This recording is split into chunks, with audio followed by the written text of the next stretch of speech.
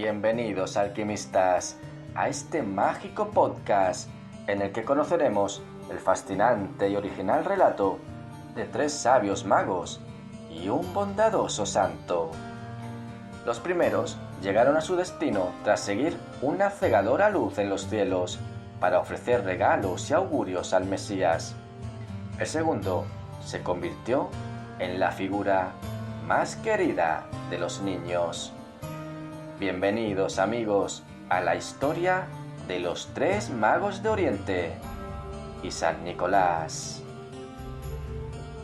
Ciertamente, la historia de los Reyes Magos entraña un conocimiento escaso y confuso, pues procede de la exigua información que sobre los mismos nos aporta el Evangelio de San Mateo 2:12, del cual tan solo se extrae que procedían de Oriente.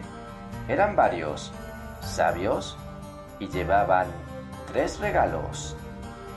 En el Evangelio de la Infancia se señala que proceden de Persia, Babilonia y Asiria. Los Salmos de Salomón 72:20 nos dicen que provienen de Tarsis, Seba y Saba, en Asia Menor, y los vinculan con los hijos de Noé, Set, Jafet y Cam, quienes fueron enviados a Europa, Asia y África a evangelizar. San Mateo los define como magos en el sentido de sabios astrólogos dedicados al estudio de las estrellas y su deseo de encontrar en las mismas al Mesías. No poco se ha teorizado acerca de la existencia o no y del origen de estos hombres. Para algunos fueron originarios de Hamadán, ciudad al sur del mar Caspio, que con anterioridad se conocía como Ecbatana de los magos, pues tenía fama de ser un importante centro de formación de sacerdotes, interpretadores de sueños y astrólogos. Para otros no son sino una licencia literaria del evangelista, que de esta manera manifestaba que el mensaje salvador de Cristo se dio para todos los hombres y no únicamente para los judíos. Tal vez esta característica universal es la que hizo que pronto disfrutasen de una gran devoción entre los cristianos. Volviendo al carácter mágico de estos personajes, Mateo nos narra cómo llegaron a Belén de Judea unos magusaioi venidos de Oriente en busca del rey de los judíos.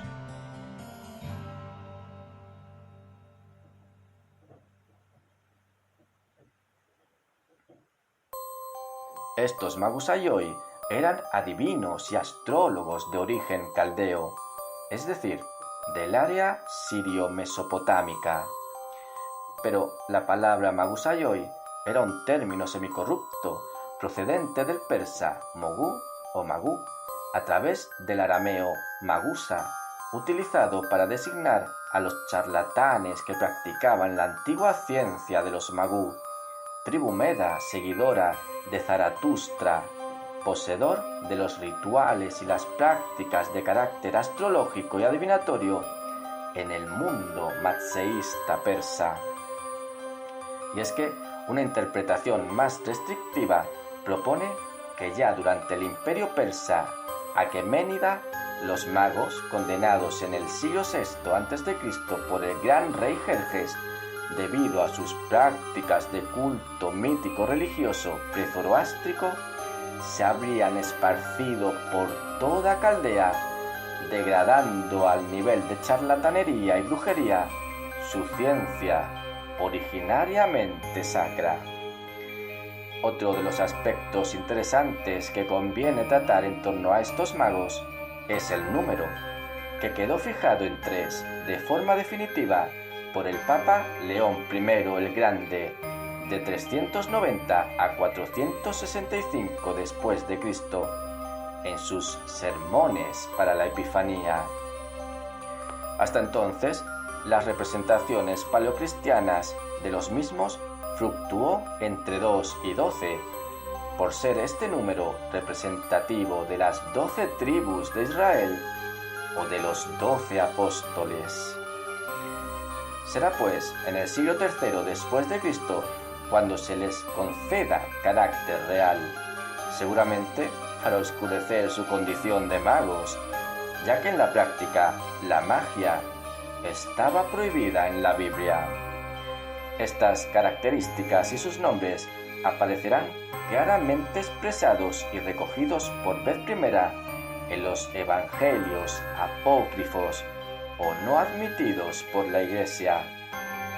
Uno de ellos, el Evangelio armenio de la infancia de Jesús, redactado en el siglo VI después de Cristo, rezaba así: los reyes magos eran tres: Melcón, el primero que reinaba sobre los persas, después Gaspar, que reinaba sobre los indios, y el tercero Baltasar, que poseía el país de los árabes.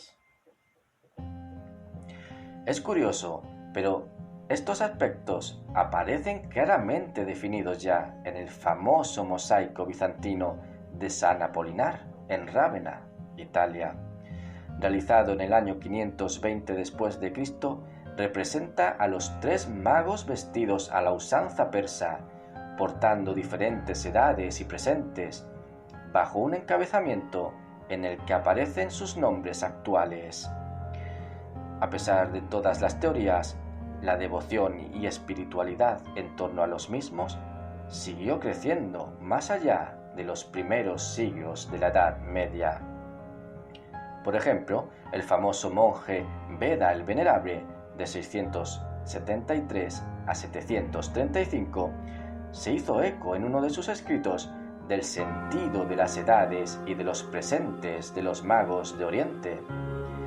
Según este, Melchor, el más anciano, debía de tener unos 60 años, portaba oro, pues Jesús era rey; Gaspar, de unos 40, incienso, pues también era Dios; Baltasar, en plena juventud, en torno a los 20, mirra, sustancia aromática usada para la unción de cadáveres y que serviría de ungüento en la temprana muerte de Jesús.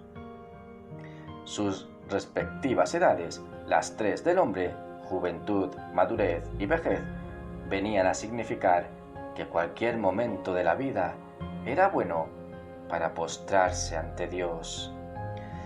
Estas figuras parecen muy claras en el saber popular, lo cual se debe al proceso de definición y caracterización que sufrieron a lo largo de la Edad Media y que ha sido definitivo a la hora de transmitírnoslo. No en vano, durante la Edad Media no fue pacífica la atribución de la edad a cada uno de ellos. Sus distintas representaciones atribuyen, en algunos casos, a Baltasar la madurez y la juventud a Gaspar. En otras es Melchor el maduro, Baltasar el joven y Gaspar el anciano. Ya en el Renacimiento se consolidará atribuir a Melchor la ancianidad, a Gaspar la madurez y a Baltasar la juventud. Al contrario de la representación en el mosaico de San Apolinar el Nuevo, donde Baltasar era el maduro, Melchor el joven y Gaspar el anciano. La determinación de sus razas fue posterior. En un principio, y como se puede observar en el famoso mosaico de Rávena, los tres eran blancos. Será en el siglo XV cuando aparezca el Rey Negro. Así, a finales de la Edad Media, están presentes las tres razas conocidas hasta entonces: los europeos, representados por Melchor; los asiáticos, por Gaspar; y los africanos, por Baltasar. De este modo se transmitía de nuevo la universalidad del mensaje de Cristo, que no distingue edades o razas. Una vez definidas, el fervor de estas tres figuras creció y creció a lo largo de todo el medievo, hasta el punto que el tema de la adoración de los magos fue el más representado en el arte, junto con el tema de la Navidad.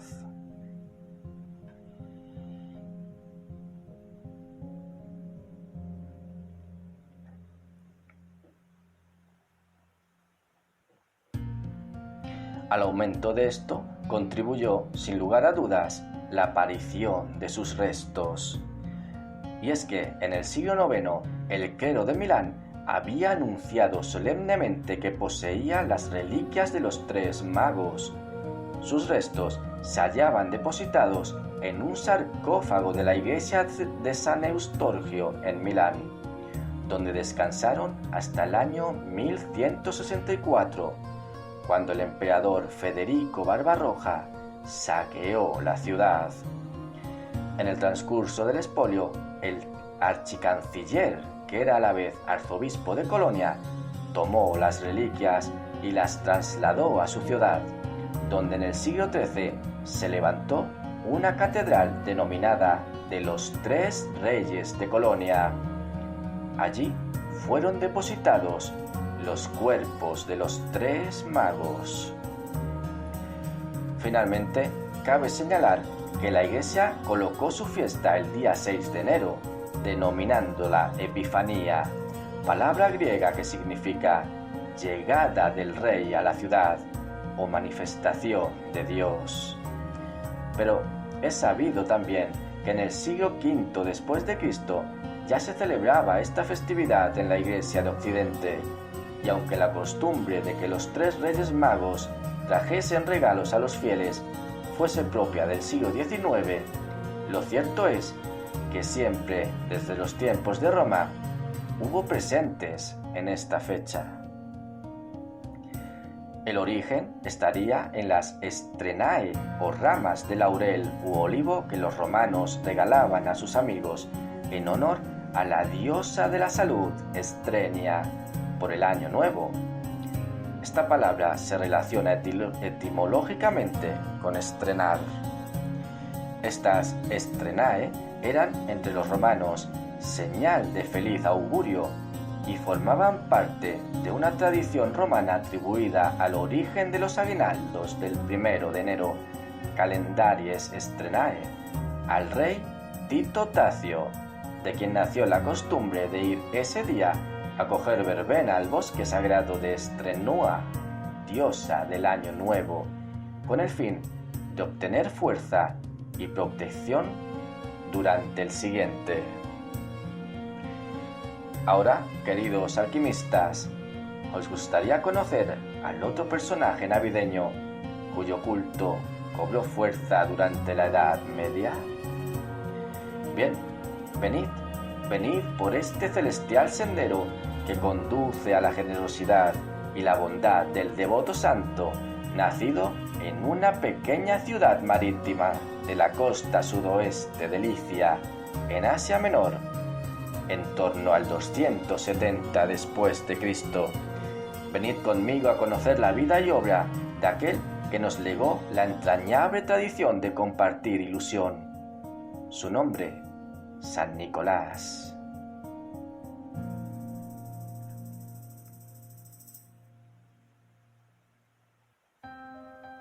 Ordenado sacerdote y obispo de Mira en Turquía, San Nicolás destacó tanto por combatir el paganismo y la herejía arriana como por el trato que dispensaba a los niños, a quienes cada Nochebuena regalaba juguetes confeccionados por él mismo. Su fama se extendería rápidamente hasta surgir una leyenda en la que se contaba que de su tumba murió entre el 340 y el 350 después de Cristo, brotaba un manantial de agua milagrosa que curaba las peores y más mortales enfermedades. Su profunda veneración llegó a Grecia y alcanzó Rusia en el siglo X, donde se convierte en santo nacional. En cuanto al culto que recibió en Occidente, se puede decir que penetró por Alemania en el año 972, gracias al enlace matrimonial del emperador Otto II con una princesa bizantina. En el siglo XIII ya era patrono de Ámsterdam y repartía regalos entre los niños la noche del 5 al 6 de enero, día de su fiesta hasta el siglo XVII, momento en que se trasladará al 25 de diciembre.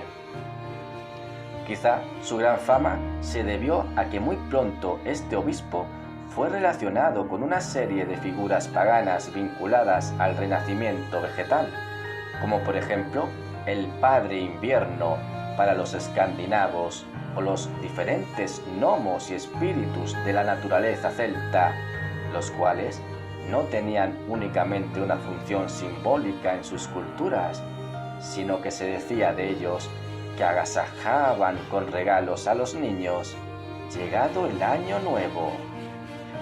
Como curiosidad, dejadme deciros que los restos de San Nicolás, al igual que ocurrió con los magos de Oriente, iniciaron un largo viaje a partir del año 1087.